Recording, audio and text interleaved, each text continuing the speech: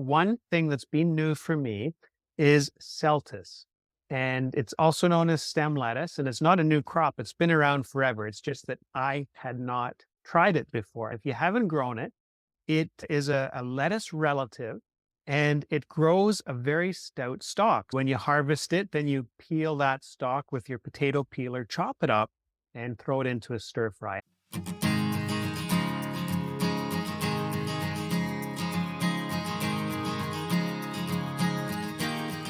You're listening to the Food Garden Life Show, the show that helps you grow food, whether it's on a balcony, in a backyard, or bigger. I'm your host, Stephen Biggs. And I'm your host, Donna Balzer. Together we talk with gardening experts, and we talk about what we've done in our years in the horticultural trade, helping you bend the rules and grow food in a way that suits you and your growing zone. Today, we will share vegetable varieties we love. What we want to do today is help you as you're picking vegetable crops and vegetable varieties for your garden for this coming year. And, Donna, I thought I would just lead off with a little story. When I was a kid, I remember going to the garden center with my parents and my grandfather from Calgary who was visiting, and I bought yellow tomato seeds. So that's the first seed I remember picking. And my grandfather, who was an avid gardener, he'd been a market gardener before that, he helped me plant those. And those yellow tomatoes were my pride and joy. And I guess the apple doesn't fall too far from the tree because look at Emma with all of her tomatoes. Steve. Maybe you don't know this, but when I worked at garden centers, men always choose yellow marigolds, yellow zinnias. There seems to be, if a man comes shopping, he chooses yellow. It's something about how your eyesight works. So I don't Oh, wow. know if you were special picking yellow tomatoes. I think you were typical for I'd boys. love to know the psychology behind that. No, it's physical. It's a physical change in your eyes. Men like yellow. Okay. I'm glad you grew those. I'm glad they worked out. What are we going to talk about today? What are you starting with? What's the first Anyway, pick? ever since planting those yellow tomatoes with my Dido, I've been really interested in trying new varieties. So today I have some new varieties or just thoughts on, how I approach picking certain, how I approach choosing varieties that I want to grow. And how about my list is alphabetical today? What about yours? Yeah, it's alphabetical. I'm going to keep you to that. All right. Okay. But before we get to the alphabetical, I did have a couple novelty crops that I thought I'd just throw in there because I think it is fun to grow something new every year. I recommend that to all food gardeners. So I wanted to mention that one thing that's been new for me is Celtis. And it's also known as stem lettuce, and it's not a new crop. It's been around forever. It's just that I had not tried it before. And if you haven't grown it, it grows a very stout stalk. And when you harvest it, then you peel that stalk with your potato peeler, chop it up, and throw it into a stir fry. And it's really fun. So I'll grow that again next year. I had a friend give me some, but they didn't explain. They just said it's a hardy winter lettuce. So I was picking off the individual leaves and it's very nasty. And so I finally just threw it out. But now I know you have to eat the stem. Celtus, when I grew it wrong. So that's a good heads up for people, Stephen. I didn't know, and I grew it wrong.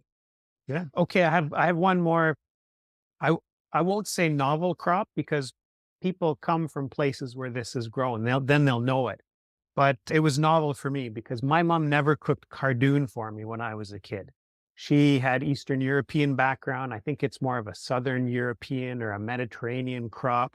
So, in fact, the first time I saw cardoon, Donna, was in your garden. And at a certain point, I thought, oh, I'm going to grow that because you can eat the leaf ribs on the cardoon. My wife, Shelley, almost divorced me when I served it to her. I didn't know how to cook it. It's got a real punch of bitter, but I still love cardoon because it is just so beautiful. So, Well, like you, I grew it as sort of an ornamental originally. It was in my big pots. I had some very gorgeous pots in front of my house. It was sort of half flower, half vegetable. And cardoon was my vegetable component. But a lady from Spain walked by and said, "How are you cooking your cardoon?" And I was A, shocked that she recognized it. And B, I was surprised she cooked it and what she did. And she, like you said, made just the rib of the leaf. So throwing away most of the leaf, just keeping the center rib. And she made risotto. And she said that was a popular way to use cardoon in Spain. Well, it turned out I tried it once, but it wasn't my favorite, but it is a very pretty plant. But I also grew artichokes, which is very closely related to cardoons, and that's something I grew on the West Coast because they sort of grow as perennials there. Mhm. In colder climates, they grow as an annual because they die in the frost, but on the warmer climates, maybe up to zone 6, 7, they can be kept over winter, and artichokes really attract pollinators. And so late in the summer, when they're gone to bloom, when they're too late to pick as artichokes, but when they just look so beautiful with their purple flowers, that's what I love. So I'm really not a good vegetable gardener that way. I wasn't actually. After the first one or two artichokes, didn't like them, just grow them for the bees. Well, if people are looking for artichokes, those seeds are usually found with your veggies. But I was going to say that with cardoon, I've often seen those seeds listed with ornamental seeds because it's one of these things. Sometimes it's grown as a veggie, sometimes it's grown as an ornamental. And there's not a lot of choice in terms of varieties, but one that I've grown and that I love is Rouge d'Alger. So the Algerian red, and it's got a nice red tint in those leaf stalks. So it's a beautiful one. Well, we should move on to our alphabetical list. Where are you starting us? Well, I was going to start with asparagus because you can typically buy asparagus just in those little plastic packages from Holland, and they're already a year or two old. You put them in the ground, they start producing within a couple of years.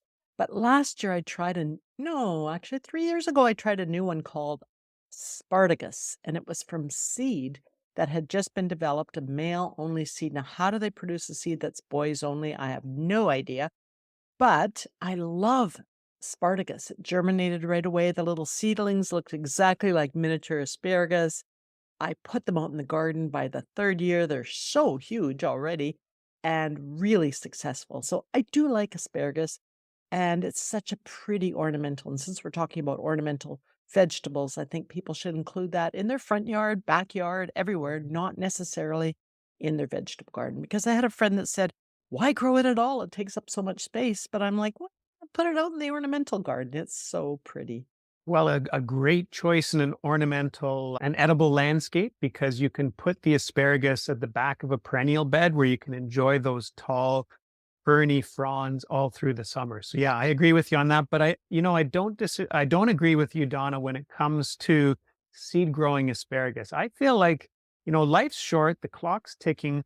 You can buy those pre-grown asparagus roots and you'll get a harvest a couple years sooner. So I would approach that differently. And Steve, you're younger than me, so you shouldn't be. It's like my older friends used to say, they don't buy green bananas. You're starting to sound like that, I gotta say.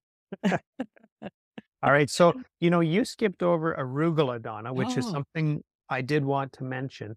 And all I would say to people is with arugula, be aware that there are some varieties that are faster growing. And because I tend to grow my arugula just spring and fall, and even late winter in the cold frame, my focus is fast. So I usually look for a fast growing arugula variety. And I think the last couple of years, the name has been Venetia, although I'm sure there's other ones out there. How about you? hmm. Well, after hearing what J.M. Fortier had to say in last week's podcast, he talked about cold tolerant vegetables, and you have to really focus on that when you're growing in a colder climate. So on the West Coast, it was a warmer climate. I would just grow arugula, which is sometimes called rocket, but you know what? I call it arugula. And now that we've spoken with JM, I'm going to try a new one for me this year because now I'm on the prairies. I'm going to try Astro. He said it's the most cold tolerant arugula. So that's the one on my list for this year. Okay, Astro it is. All right, let's jump to beans. And I have more to say about beans because I think they're such a good crop for home food gardeners. And I guess, first of all, I'll start with some pole beans because we've always enjoyed pole beans. They fit into an urban setting. You can do vertical gardening with them, you can trellis them. So when it comes to the pole beans, purple peacock and Blauhild are two purple varieties that we've had fun with over the years. And for those who haven't grown these before, when you cook a purple bean, it goes green. So they're beautiful for veggie trays. Why waste that gorgeous color? Another pole bean I love, rattlesnake, which has a greeny pod, but with beautiful red mottling on it. You can tell I go for kind of the novel stuff. Now, I would also say though that if you're in more of a maritime climate, like where you used to be, Donna, on in the Pacific Northwest, think about the runner beans because they do a little bit better in those cool maritime climates. And a lot of people think of runner beans and they think of scarlet runner beans. But I wanted to share a favorite variety of mine, which is Painted Lady, because it's both scarlet and white. So it's just beautiful. And you can pick those flowers for bouquets. They're edible. You can eat the flowers, you can eat the beans. And a bonus is that they attract hummingbirds. They're a hummingbird Mm. magnet. So I'm a big fan of those. Again, I especially when you've got one of those edible, crossover gardens, not just ornamental. Yes, yeah, for an edible landscape, it's just Mhm. such a perfect fit. Mhm. Okay, I've got one more thought for people too. Sorry, I've got a lot to say on beans, Donna. Is when it comes to the bush beans, we like royal burgundy, which is another purple bush bean. And what I like about bush beans is you get a more concentrated harvest. So whereas with a pole bean, you can, graze those plants all summer long. With the bush bean, it's like bam, wham, here's a big harvest. So if you're into freezing or feeding a big group, then you might want to think about some bush beans. How about you? Or well, what about if you're in a really short growing climate? Bush Mm. beans can't be planted early because they're one of those plants that doesn't tolerate cold soil. So you have to sort of delay your planting date on them. And then if you're in a short climate, you're really in trouble. And that's where bush beans are so great. Like you say, they are producing all at once. I love mascotti. It's something I've even grown inside under my grow lights. And within a month, I'm eating beans under my grow lights, which is such a treat in April.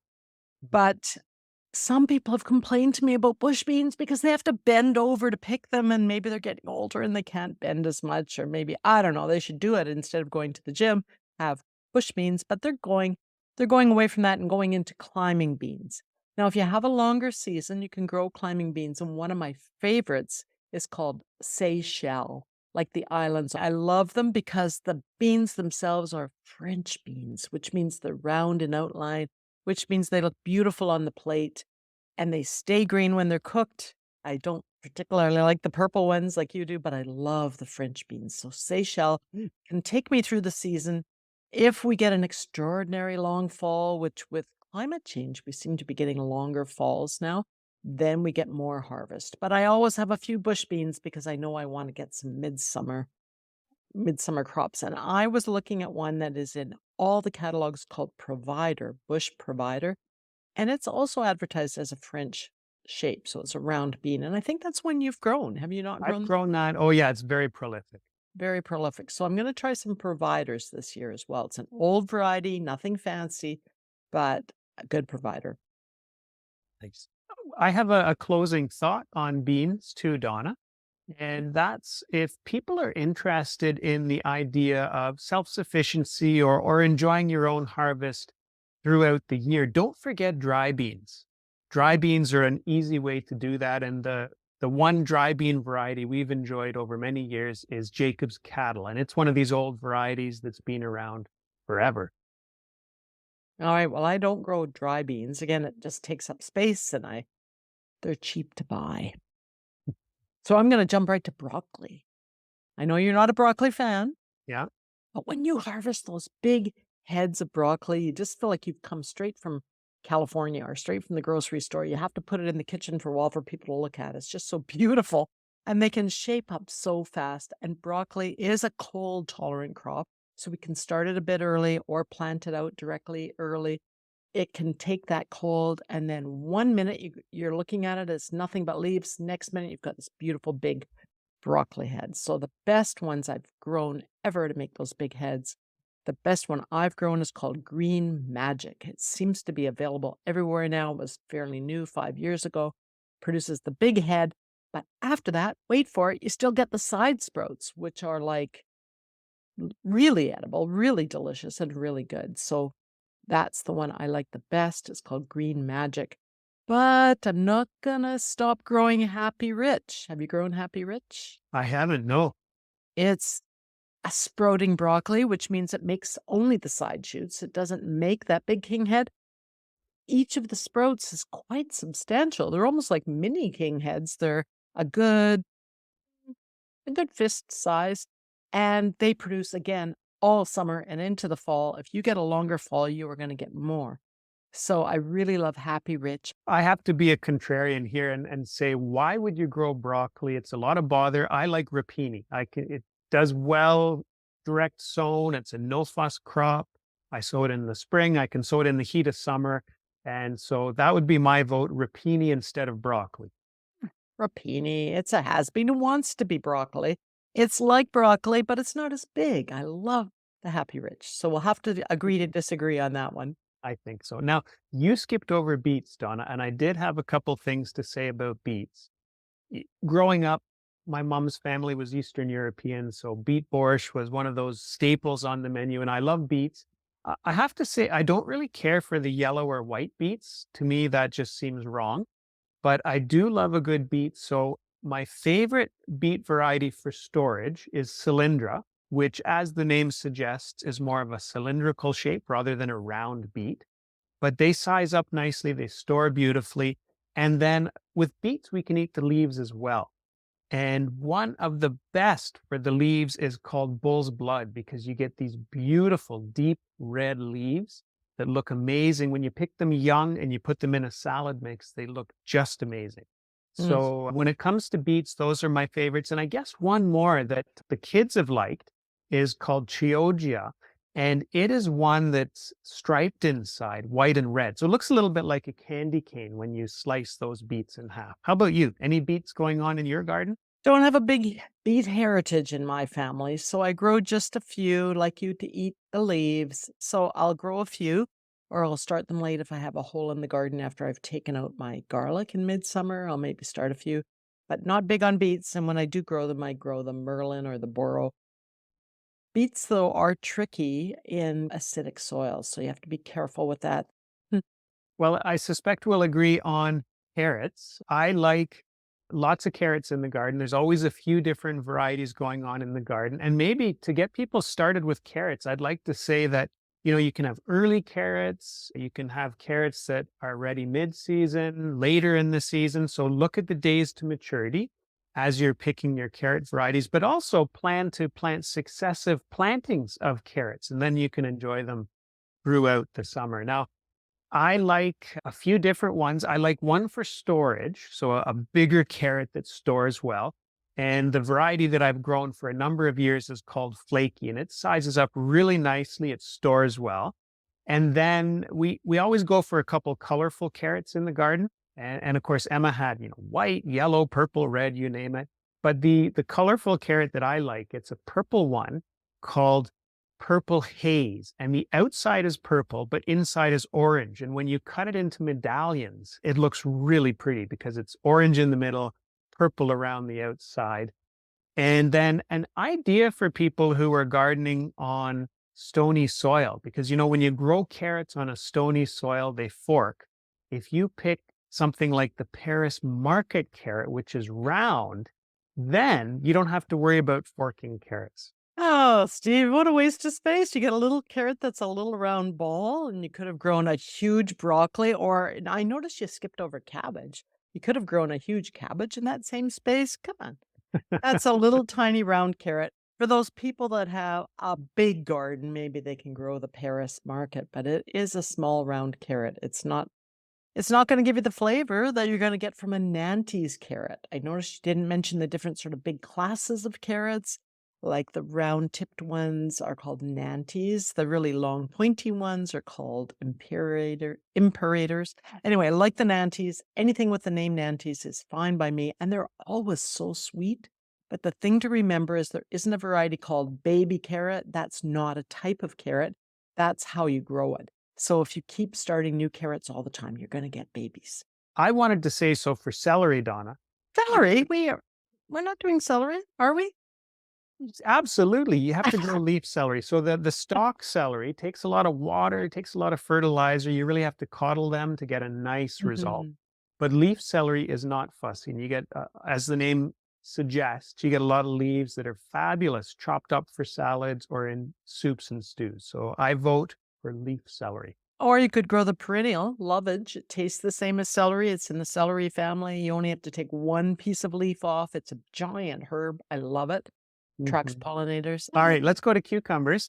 And I wanted to start cucumbers by saying that there are a couple cucumber relatives that are a fun addition to a garden. And cucamelon, also known as Mexican sour gherkin or mouse melon. And they're these thumbnail size little cucumber relatives, look like watermelons, a little bit tangy, a little bit citrusy. You can eat them fresh, you can stir fry them, and my kids love them. So they're absolutely prolific. I really recommend them. Other thing is the Armenian cucumber. It's a little bit fuzzy. Sometimes it's got a little crook in it.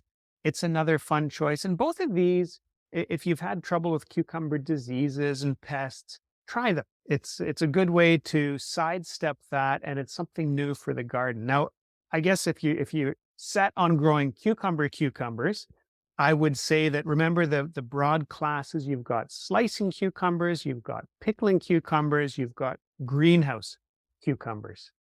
Well, And I have been growing a lot of greenhouse cucumbers because, as you know, I have a greenhouse and I love them. They're smooth skinned. They're sometimes called English cucumbers.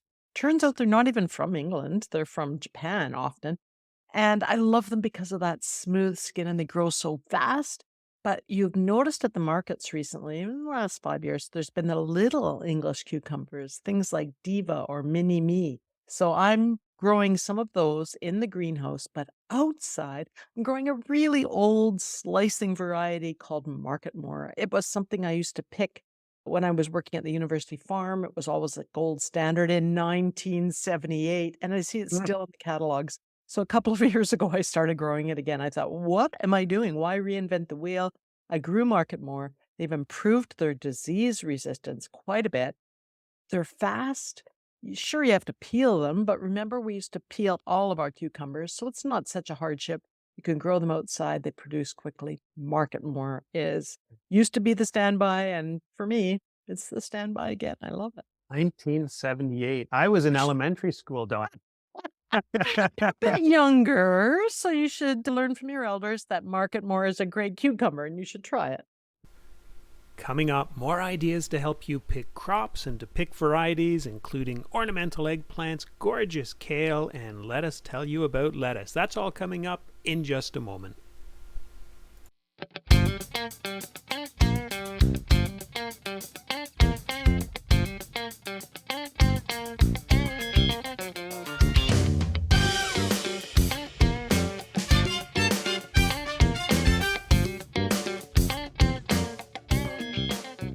A shout out today to Dan. And Dan, thanks for your note. Really glad you enjoyed our interview with J.M. Fortier talking about his new book, The Winter Market Gardener. We have some new articles at foodgardenlife.com, a new piece about using wood ash in the garden. If you burn wood and you're not sure what to do with your wood ash, find out more about how to use it and whether you can use it. Also, I've mentioned this before, we have a whole post on seed companies. And thanks to all of you who have sent in your favorite seed companies to add to the list.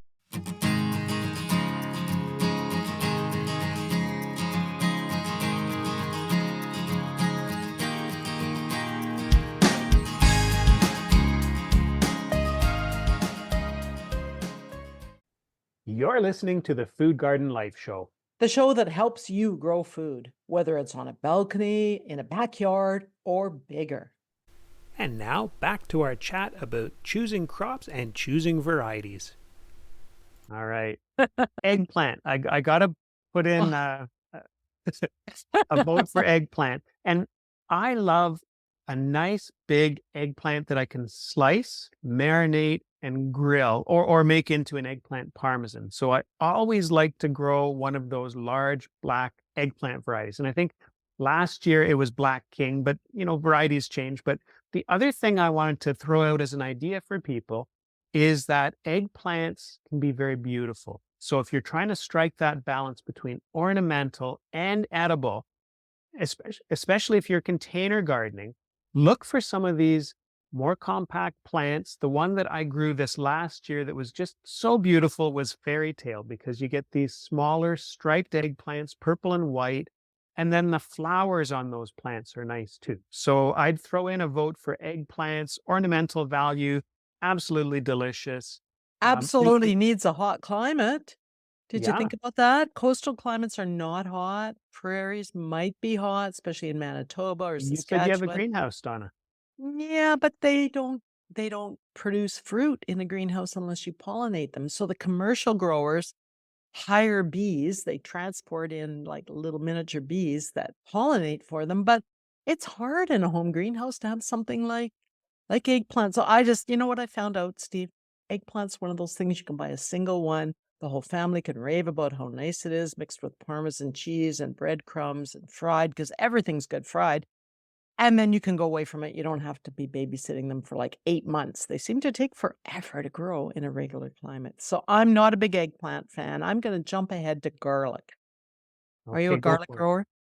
Absolutely. We Yes. grow enough garlic for the year and then enough to share with friends too. I Right. love garlic. And it's a great crop because you can grow enough garlic in a home garden for a whole family for a year.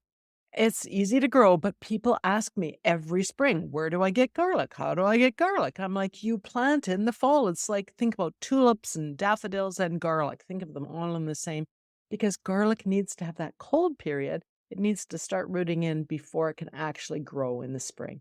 So, if you haven't already got your garlic in the ground, you're probably not going to get it in the ground, but you might be lucky if you go to an organic market in the spring and you see some that they've stored over the winter in a cool room. It may be starting to sprout. Then you may be okay. You can put it in the ground. It's had that cold treatment, but typically you plant your garlic in the fall. So maybe we'll do a whole show on that in the fall coming up. Sounds good. Yeah. Let's talk about greens.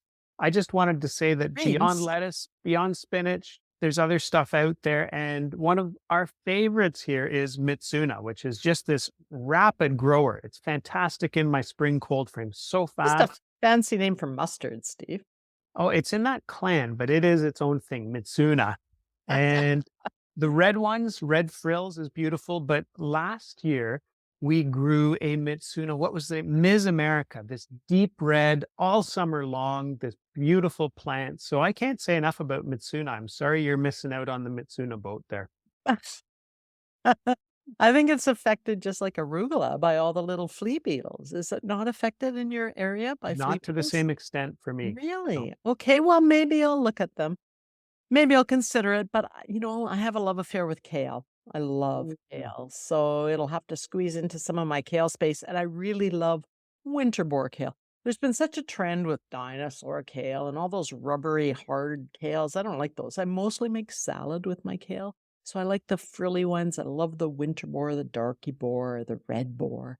These are the ones I love. They're hybrids, and some people will not eat hybrids, but they're very tasty and love that winter boar kale. Do you grow kale at all, I Steve? mean, I like kale, a bit of kale. I think it's a bit of a hipster crop. And I guess if you were at university in 1978, then that's how you got into kale, probably. But we always have some of the curly leafed kales because you get some that are curly leafed, some that have these leaves that aren't as deeply cut, the lacinatos. So I usually have some of each. For the curly leaf, I like the red boar, which has a red color.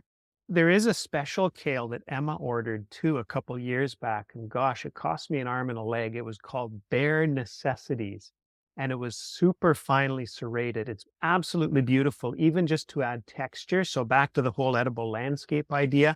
If you want a gorgeous kale for an edible landscape, I think Bare Necessities is worth checking out. Look, we've used a lot of time. I don't know how much more time you want to spend, but I want to talk about lettuce because Well, there's hang on, we're much not more. done. We're not done K's yet. I have to throw in a plug Not- for kohlrabi. Oh, I kohlrabi. I just want to say, so we like kohlrabi. There's usually I grow a purple variety and a white variety, but new on my radar this year is some of the storage varieties because there are some kohlrabi that are bigger. And again, back to this idea, if you like the idea of eating your own food for more of the year, look at a kohlrabi storage variety. So I've been eyeing up a variety called Cossack. Haven't grown it yet, but when we talk next year, Donna, I'll have an update for you. Okay. Well, maybe send me one seed and I'll plant it Okay. or two. Don't don't send me a whole package of kohlrabi. We used to do taste tests. I know it was back in the olden days, but I tasted so much kohlrabi. I'm just done, done, done, done. But speaking of the olden days, I like the iceberg lettuce. I know it became so cliche to grow iceberg lettuce because that's all our mothers grew, but they didn't actually grow it. They would buy it at the store where it's been peeled a million times. It's down to that little yellow nutshell of a lettuce and it's no good anymore. And the reason they called it iceberg is because they could grow it in California, pack it in ice, ship it all the way to New York City, and it would still be edible. So that's incredible. They would just pack it in ice. So it's been much maligned. If you've grown it yourself, you know it produces beautiful dark green leaves. They're crispy, they're nice as a wrap. If you're tired of all that bread in your diet and you don't want to wrap everything in bread like little pitas or whatever, use a ginormous leaf from your iceberg lettuce. And when you grow it yourself, it is very dark green. So I like varieties like Gillen and Crispino. Those are great varieties, but any kind of seed, it's an old crop, anything you can find open pollinated on in your catalogs, grow.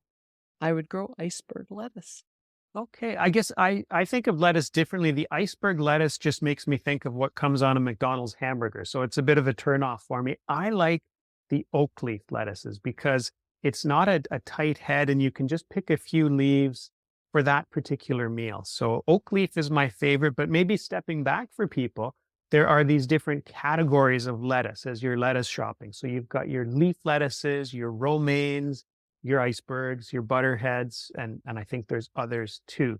And within those, of course, there's different colors. So you can get greens, Let me reds, guess, you're growing purple. absolutely. Oh, as many purple lettuces as I can. Well, then you'll probably like the Siegeline. Starts with a C. It's a butterhead lettuce that's red. There are a lot of good lettuces, but I think I'm going with that historic one just because I can. Okay. All right. Let's talk about melons just for a second. I know probably in Calgary you're not in melon country, but I have to say that I've been growing the French Charente melons and I just love them. They've got a beautiful smell. It's an orange fleshed melon. I love them. And there are a few different varieties out there. So if you're interested in trying them, look for one that suits your season length. And if you're in a really cold climate, like you, Donna, just know that there are melons out there with that do better in a shorter season. So Keaton, my son, grows cream of Saskatchewan watermelon. And you got to imagine if a watermelon has Saskatchewan in its name, it's not for a long season. Now So there that would you be are maligning Saskatchewan. That's where my mom comes from. They, in fact, have heat. Same with Winnipeg, lots of heat in the summer. And that's what melons need is heat. So again, back to if you're on a coastal climate, you're not going to get that intense heat. But in the prairies, you will get, down in Dakotas and in Saskatchewan, you will get that kind of heat. So but your growing season is shorter, I think. That was my the point. actual Not to number of malign days to grow. Saskatchewan. No. Right, right, right. We don't want those letters coming in from those people from Saskatchewan saying you can't grow, but it's true. It's probably a shorter days to maturity. I'll have to try melons again. I have grown Dragon King. It was really remarkably good. It was supposed to be dwarf, but it was about 10 pounds, about 5 kilograms. I grew it for the grandkids. Why else would you waste a whole space to grow watermelons? But they loved it and it grew Mhm. really well. I have not been able to grow the Charente. Is that how you pronounce it? Yeah. The cantaloupes that we know, pale cantaloupes that you might get at grocery store, they're not like that at all. I've seen pictures and I want to grow them, so you'll have to send me some tips for growing those because I don't know if I'll have the heat for those cantaloupes, especially the French Okay. ones. They look delicious. What about onions? I don't bother growing onions from seed unless there's some weird onion that I want to try. Normally, I'm a big fan of onion sets because it's less space under lights to fit in more seedlings and it's easier. Well, again, since talking to last week to Jean Martin, I really like the sprouting, the green onions, because he says, or at least in his book, he said, I can't remember if he said this in person or I read it in the book, you can grow the evergreen variety of green onions well into what we would consider the cold season. So I really want to try more of those green onions, and the variety he suggests is called evergreen. So these are not the bulbing onions, not the storage onions, just something that you can grow in a colder climate, but push that climate a bit. Okay. So going for the green onions. Okay. I always grow parsnip. I love parsnip. My family wasn't happy when I made parsnip wine. I won't do that again. But every year I put in parsnips. Every year I buy new parsnip seed because it doesn't last long. So I just had to put in a plug for parsnip. There's not a ton of varieties out there, but I love it. I think Albion is the one that I've grown for 2 or 3 years now. What about you? Well, I'm jumping right to peas because there's so many great kinds of peas. Again, the old school shelling pea that I still love is called green arrow. But I kind of moved beyond shelling because it takes so much space and so much time. I want to move to the ones that are taller, again, that have a vertical growing habit, that are sold as snow peas, but when they puff up, you can eat them like snap peas. So they Hmm. can make a nice sweet shell. So you can eat the whole shell, whether it's flat or whether it's puffy. And that gives colder climate gardeners sort of a bigger range. They can start eating them right away if they're hungry. Unfortunately, and this is something I should have never done, I let my dog taste one of these Oregon giant peas, and now she picks them. So thankfully, they grow up a vine, up a trellis, and they can be quite out of her reach fairly quickly. But the shelling peas, Oregon giant, in good news, they're open pollinated and they're not from Oregon. They actually were bred in Europe, but I like the Oregon giant. Really great. Okay. Well, I like the sugar snap peas, so eating the pod and the peas because I think in a small space garden, that's just great if you can get more from them. I don't bother with just straight shelling peas, those ones where you remove the pea from the shell. And I guess for people to know, as you order peas, some are climbing varieties that get taller. You'll have to trellis them. Some are shorter, more bush-like. And one other thought for you is that there are tendril pea varieties out there with these beautiful, delicious tendrils. So that's one last thought. Well, What- one last thought for me is that they're dry peas. Yeah. So farmers are growing them all the time, and they're part of a big production now in Canada so that we can have more food in the winter. And I have a huge bag of them. I'd be happy to share some. They were from my grandmother in Saskatchewan, and they aren't good to eat, but they're great to make soup in the winter. Hmm. You have to share a recipe. Let's jump to Mhm. peppers because I know peppers is a crop that lots of people love. And I've got a couple favorites that aren't your conventional peppers. So I've been growing a Turkish heirloom for a few years called Korbachi. And it's a fun one because it grows in a corkscrew shape and it ripens to a reddish color. And it's got it's not a hot pepper, but it's got a really strong pepper flavor, if that does it justice explaining it that way. So when you're cooking with it, it adds a beautiful pepper flavor. And then another fun one, there's a very small pepper, ripens to red with a point on the end. Size wise, it's smaller than a strawberry. And it's called Baquino, which I'm told means beak in Portuguese. So it's beautiful. It's got this intense pepper flavor too. So another real winner when you're cooking and you want to add a nice pepper flavor. How about you? Any favorite peppers? No, I'm going to jump ahead to potatoes. Okay. You're skipping over peppers. I don't grow a lot of peppers. I do grow the longer ones, the sweet ones, but I find that they're kind of slow even in the greenhouse and they are a little bit fussy. So we'll have to do a whole season on peppers once, a whole show. But I'm not a big pepper grower, but I do find it's fantastic to grow your own potatoes because most of the ones you buy commercially are not organic. And I know they spray potatoes a lot. So a lot of people think potatoes are a waste of space, but they grow in pots. You can move the pots around. And the two that I love the best are the French fingerling and the Ziegland because they're both can be eaten quite small. They're fingerling potatoes, but you can also let them get bigger and they're just so flavorful. The French fingerling is red. It's such a pretty color. It seems really resistant to most of those leaf, or you get a lot of wardiness or corkiness on potatoes, and they are very, very good. Okay. Well, we've got a problem because Emma's always wanted to grow so many tomatoes and we've got limited space so that Mm. it's always a trade-off. So potatoes have been limited to my driveway as a container plant. But when I grow potatoes, I'm with you. I like those fingerling potatoes because the texture, it's more of a waxy potato, which Yeah. makes it beautiful for potato salads. Mhm.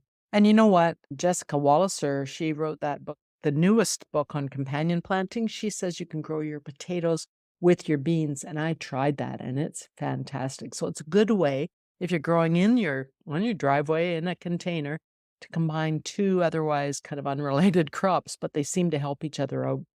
Mm. So with squash, Donna, I'll lead the charge on that one. One that I've grown before and that this year I just fell even more in love with is the tromboncino or trombetta squash. And it's a fun one. It's its own species, separate from the other summer squash. And you can also let it ripen and keep it as a winter squash. So it's quite versatile. You get a lot of squash from one plant. It is a little bit more watery than, say, a butternut, but for straight ease of growing, I still vote for it because I think as a home gardener, I need stuff that fits into my life too. I'm not a full-time market gardener. So I give full votes to this tromboncino. How about you? Well, on the coast, I always grew the Waltham butternut squash, and I had enough to give away, enough to sell, enough to just, I had so many squash. But it's a butternut squash is a long season. It's beautiful shape, but it's a long season crop. So I'm focusing on the quick early summer squash, things like zucchini. And this year I've got my eye on a new one from Vessi's called the Cash Machine. I can't Love the imagine name. zucchini. I mean, zucchinis produce so much anyway, but this one is a bush zucchini. So again, it's suited to a pot. So if you've always grown geraniums in your pot and geraniums are $20 each this year, you might want to buy a seed of a cash machine zucchini. I'm going to try it. And I've always just grown the straight black raven or black beauty, and those have been fine, but that most zucchinis tend to sort of wander off. So I'm going to try the bush compact cash machine zucchini this year because I do love a fresh zucchini and I do start them in my greenhouse and then I put them in a pot so I can take the whole pot outside and they produce all summer. Love, love, love zucchini. Love them Oh, chopped up, love them stir fried, love them fresh. Love everything about them. good. What's left? Tomatoes. Okay, yeah, we can't finish without tomatoes. So I would say I've toured trial gardens in September and seen this mountain magic variety still standing when all of the other tomatoes had fallen to blight. So I haven't grown mountain magic at home, but I've seen this now twice in trial gardens. So it has me thinking that this year I will put in some of that variety, which has some resistance to the blight. So that'll be new on the horizon for me this year. But I've really, grown that. I've grown it. It didn't have much for taste, okay. honestly. Yeah, so you're making a trade-off, right? I think taste Mhm. for something that'll keep producing. But I guess I've got this stable of tomatoes I just love. I've got the Lebanese Mountain, which is a big beefsteak one. I have an unnamed one from our friend Chet, who's been taking our courses. It's a big, thin-skinned tomato that I absolutely love. I've got these winter tomatoes that I still have down in the cold room now, and I chop them up for bruschetta. So if people like, again, this idea of enjoying your harvest year round, look for keeper tomatoes or winter tomatoes. That's a good category to look at. And then in terms of colorful ones, I can't begin to talk about all the ones that Emma's grown, but I loved the Sunrise Bumblebee, which is a small orange and yellow tomato, really sweet, really tasty. And then another one I love is Cherokee Purple, which is, as the name suggests, it's got some purple hues in it, a nice thin skin, really If it's tasty. purple, I can just sell it to you, can't I, Steve? You'll just buy anything purple. Oh, all the weird colors. I'm in there for Okay, sure. I did try the Cherokee Purple, and I have to say, because it's an heirloom tomato, you can save the seeds. So I've saved the seeds because it's just such a great tomato. So I would agree with you on that one purple plant. But the Sunrise Bumblebee, I've gone off it. You know why? Because the skin's so tough. I wanted to get away from Sun Gold because the skin was always cracking. I thought I'll try the Sunrise Bumblebee. Steve loves it, but it's so tough. Maybe it's my old teeth. I don't know. I find it really kind of waxy and hard to eat. So I've gone back to a really old fashioned one, Sweet Million. It used to be called Sweet 100. They've updated it. It's Sweet Million. It's just a red. but it produces these long chains of really fantastic red cherries. And I often enter in the agricultural fairs. And one year I entered 4 really amazing tomatoes that were so unusual, but someone that put Black Beauty, which is also an indeterminate but cherry tomato, they won first prize. So of course I had to try Black Beauty. And it's smooth skinned, doesn't crack, really good flavor. So if you don't have room for a lot of kinds of tomatoes, but you can fit in one of these indeterminate or taller ones, Black Beauty is really good. So Black Beauty is the small cherry tomato, Cherokee Purple slightly larger. I do grow some red tomatoes, but I make sure when I read the fine print, because I got stung once. There was a really expensive hybrid called Hamlet, 16.95 for just probably like 8 seeds. It was Mm. ridiculous, but I thought I can grow these because I've got a greenhouse. I put the Hamlet in my greenhouse. I harvested so many tomatoes. I was giving them away on the street. And one day when I was standing talking to someone, a fellow yelled through the fence, "Hello, hello, are you the lady giving away tomatoes?" And I said, "Yes." And I was trying to be modest, because I had been giving away a lot of tomatoes. And he said, "They are the worst tasting tomatoes I've ever had." And that, of course, is why I was giving them away. And that were these very expensive hybrid tomatoes called Hamlet. So just because something's expensive doesn't mean it's going to be flavorful. So what I really hope people go away with today is read the descriptions. If the first thing is disease resistance, and the second thing is size, and the third thing is mouth texture, no, no, no. First thing is flavor. You need to get a good flavor, and that's that combination, that Cherokee Purple and the black cherry are really intensely flavored. Hmm, And so I would say Hamlet, no. Cherokee Purple, yes. very nice. And a yellow tomato in the mix too, just going back to where we started today. All right, if we're adding one more, I'm gonna throw in Juliet. It's a little paste tomato, but smaller than the normal paste tomatoes, and so it's always ready first, whether it's in my greenhouse or outside. Juliet is a good small paste. Excellent. It's red. It's boring. Okay. It's good. Well, that was fun, Donna, and I hope this gives people some thoughts as they plan their gardens, plan what to grow, and we'll see you again next week. Thanks, Steve. Good. Thanks, Donna. Bye. We'd love it if you drop by to say hi online at foodgardenlife.com. We have articles about growing fruit, veg, using your homegrown produce, also about growing figs and lemons in cold climates. So say hi. Tell us the topics that would help you grow more of your own. While you're at foodgardenlife.com, also grab our free newsletter. Subscribers get the subscriber-only cold climate fig guide and small space food gardening tip sheet. And you can head over to my website and grab my really cool printable PDF for a seed packet. You can personalize it for each type of seeds that you save. DonnaBalzer.com. Have a look. You're listening to the Food Garden Life Show. I'm Stephen Biggs. And I'm Donna Balzer, here to help you grow.